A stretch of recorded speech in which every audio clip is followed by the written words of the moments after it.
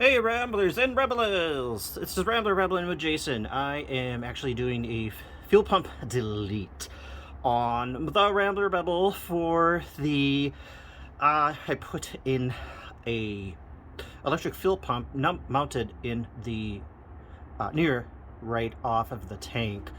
The fuel pump was shot, it wasn't given any pressure, and I noticed that the diaphragm, when I started it up the spring, there was gas in the oil, so it was leaking. I pulled it.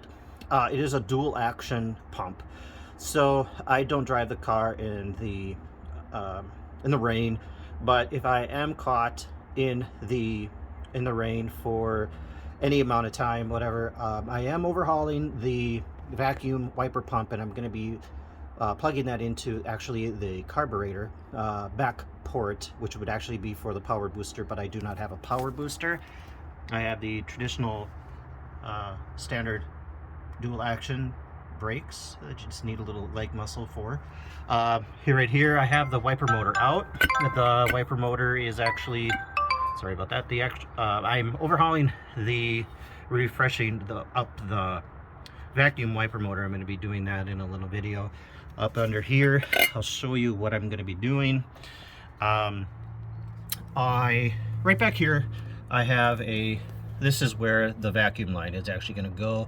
It's going to string up into the wiper motor there. However, when I let up on the gas, that's when the wipers will kick on. I'd use Rain-X. Sorry about that, I hit the wrong button with my hand. But anyway, this is the port on the back of the Edelbrock Performer that I put in back in 2014, 7 years ago. That is for the power brake booster, but as I stated, it does not have the power booster. It's capped off, but it'll run whenever I let up on the gas. I use Rain-X on the windshield as well. It hasn't been in a rain probably since 2017, the car, and it's 2021. So I'm just gonna perform that. Back down here I have to do a new fan belt.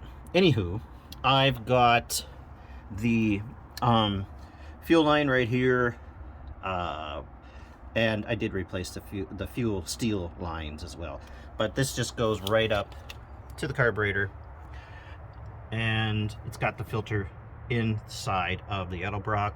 And then I always use the plastic filters. I change them out every year. Right there, see-throughs, as I'm sure many of you guys do. So I'm just going to do that delete there, put that in, hook up the power steering. Here is the delete plate that I got. This is a Mr. Gasket. Back plate was under 10 bucks. I will show you the packaging right here. This is the part number for the Carter fuel pumps. It is anything with Carter fuel pump that is on your vehicle. V8 or the 258s to 232s. It is a 1516 Mr. Gasket. Got it at Napa, and it's the block off plate. This was under $10.